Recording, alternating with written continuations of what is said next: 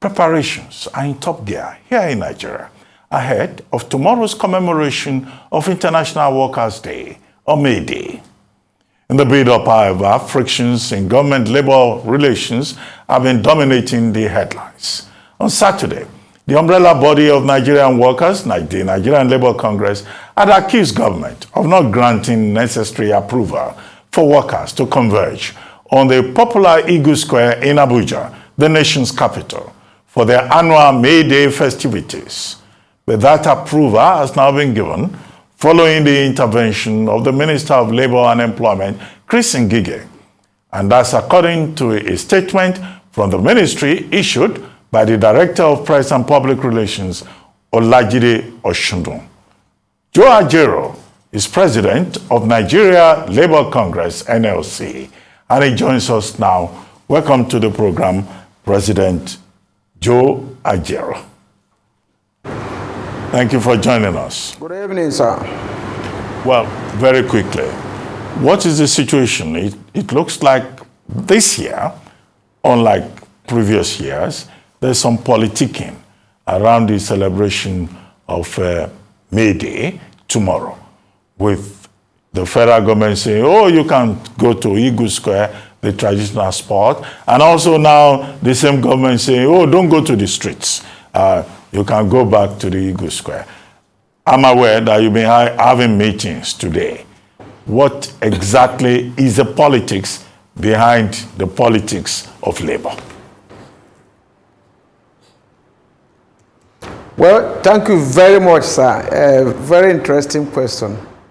I think what is happening is a reflection of the state of the nation today, the mood of the nation. It may be an attempt to have two administrations, one passing and one probably sitting administration. The history of May Day and the celebration at Eagle Square is very clear, and we wrote for permission to use the Eagle Square, and the permission was granted. But last minute, barely 48 hours, we got another letter that they have withdrawn approval. And we, without fighting anybody, we agreed to use the streets of Abuja, which is actually where we belong. You know, we pride ourselves to be the kings of the barricade, to return back to the barricade, to return back to the streets without quarreling with anybody. But we saw a kind of retraction by the Minister of the Federal Capital Territory, apparently alleging that the directive didn't emanate from his office. And investigation shows that the transition committee, or some people in the transition committee, said they want to start preparations. They want to start renovation on the 2nd of May. Whereas as at 29th May, the place was used for parade and other issues. And one starts to wonder, the relationship between 2nd of May, when they start renovation, and 1st of May, when we would have conducted our May Day. So, but to say the least, the Minister of FCT and his entire administration, whom the Abuja Investment Committee or company reports to, you know, had to retract it, and based on the Minister of Labor's intervention, we are going to the Eagle Square. But after this year, we may decide to be marking the May Day in the streets of all major cities in the country, before it gets to a level that some class of people would think they are doing us favor by giving us a space in Eagle Square built by workers to commemorate our May Day. That's the situation to the best of our knowledge. Okay, Mr. Ajaero, I'm aware that you came out of a meeting to speak to Arise News. What you've just said now about the future plan to take to the streets on May Day, Is that a major outcome of the meeting that you have just held this afternoon? No, definitely no. But there are other consultations, because May Day all over the world is a day that workers ventilate, their disapproval on happenings in the country. May Day is a product of struggle. It's a day that workers celebrate most of their victories. Victory over the 8-hour work, victory over leave, victory over pay, and all that. So, and on such days, in some parts of the country, it is marked with placards, and protests, in some other, to demand for better pay rate, to demand for better condition of service and condition of employment. Of course, here in Nigeria, the situation is not getting better. So we have to weigh it, whether staying in a confinement called Eagle Square and moving around the streets of Abuja, which one, will further facilitate our demands and the interests of our members. So it is on the table, and we are giving it serious attention. Well, but what we are hearing from the Buhari administration as part of the exit narrative is that the Buhari administration has done very well in resolving the problem of unemployment across levels, in making sure that the health sector is in a good shape, and that so much has been done for the Nigerian people.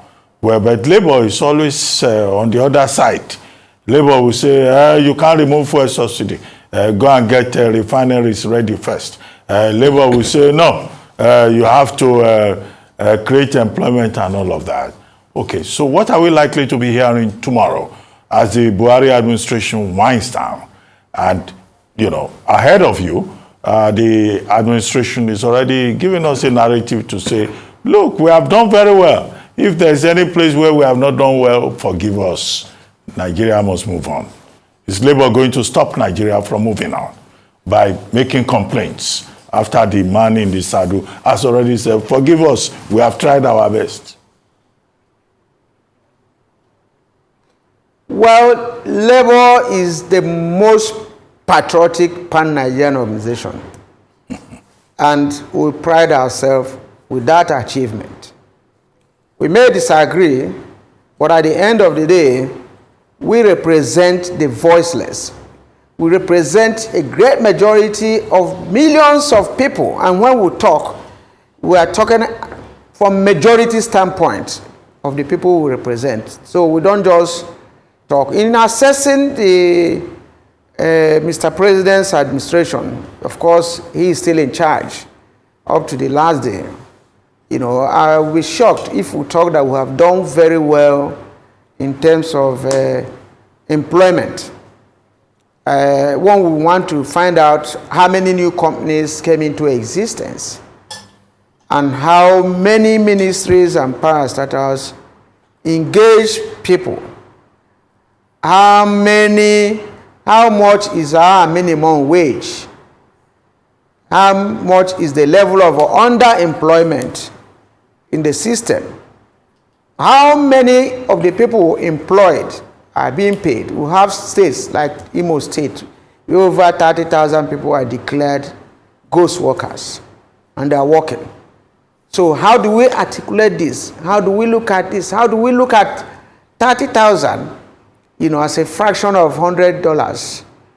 How much does that give us? Do we end up to $50, which is a plate of food abroad, in a month? Those are the issues we have to look at. Even if you have given us maybe 30,000 minimum wage from 18,000, you may say symbolically there's an improvement from 18 to 30, an improvement of about 12,000. But what have you taken away from it? From inflation, from devaluation of the currency, from various multiple tax, from increase in tariff, increase in price of petroleum products, on and on and on. You don't have provision. The public schools are not working. No public transportation. no health care, because we are talking of health. And the doctors are equally giving notice that they are going on industrial action. And you are not taking care of the people that work in such areas. When you look at all these things, it is left for Nigerians to score the outgoing administration. Okay, the theme for this year's May Day is workers' rights and socio-economic justice.